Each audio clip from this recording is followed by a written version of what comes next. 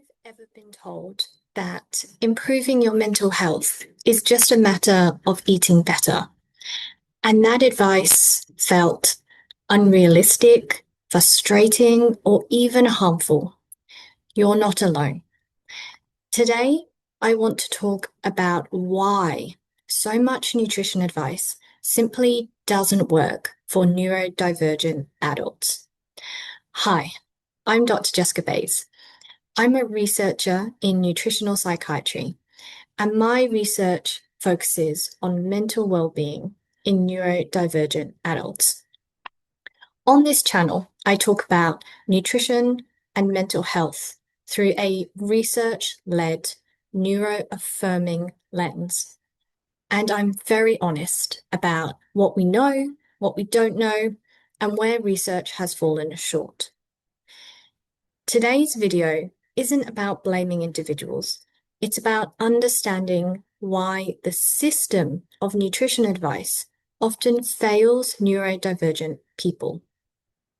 One of the biggest problems starts at the research level. Most nutrition and mental health research was not designed with neurodivergent adults in mind. In fact, many studies actively exclude autistic people, people with ADHD, or anyone with co-occurring mental health conditions. These exclusions are often done to create clean data, but the result is that the findings don't reflect real-world neurodivergent lives. Even when neurodivergent people are included, studies rarely consider things like sensory sensitivities, differences in interoception, executive functioning challenges, or the role of routine and predictability around food. So when guidelines are created based on this research, neurodivergent adults are expected to follow advice that was never designed for them in the first place. That's not a personal failure, it's a research gap. Most nutrition advice assumes a very specific kind of person.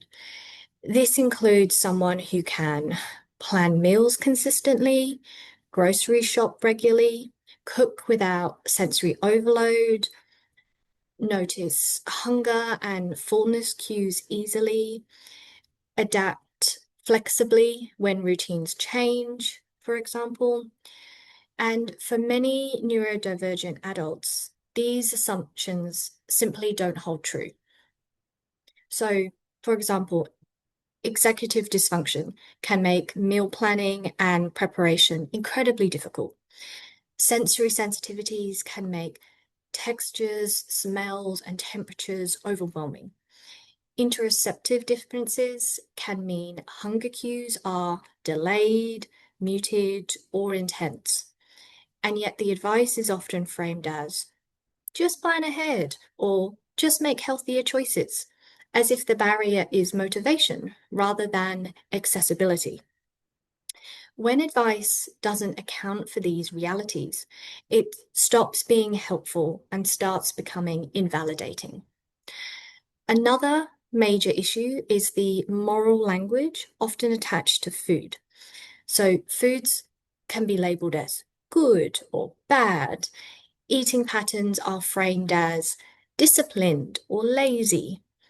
Success is defined as compliance. For neurodivergent adults, this can be particularly harmful.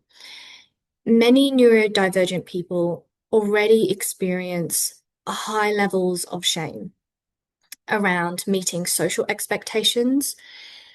So when nutrition advice reinforces those expectations, it can increase guilt, anxiety, and even disordered eating behaviors.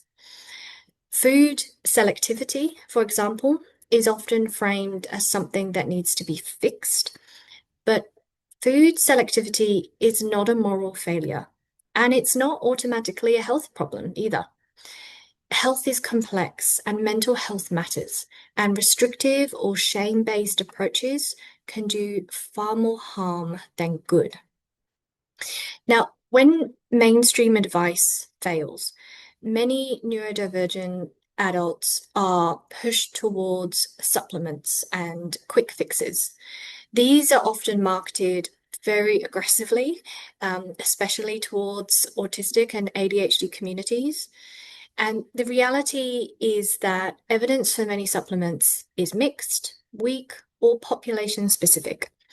Some supplements may definitely help certain people in specific contexts, but they are not a universal solution.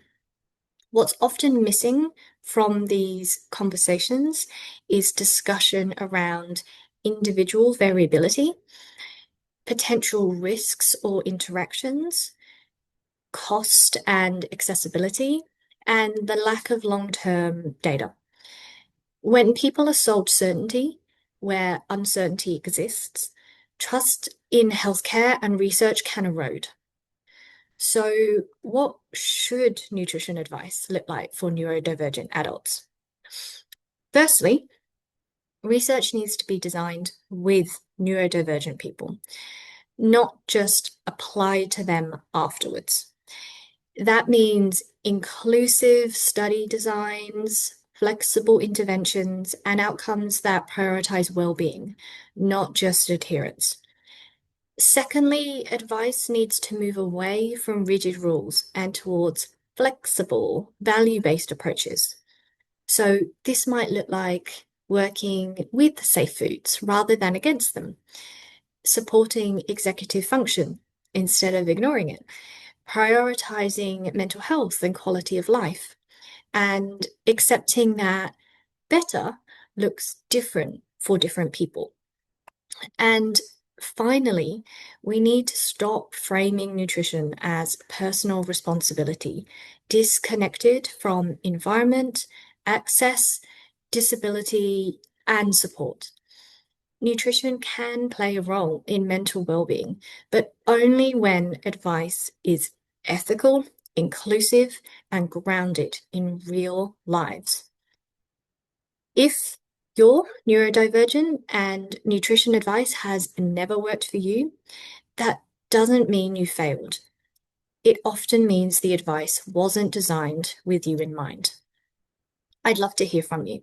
Please let me know in the comments what kind of nutrition advice has felt the least helpful for you.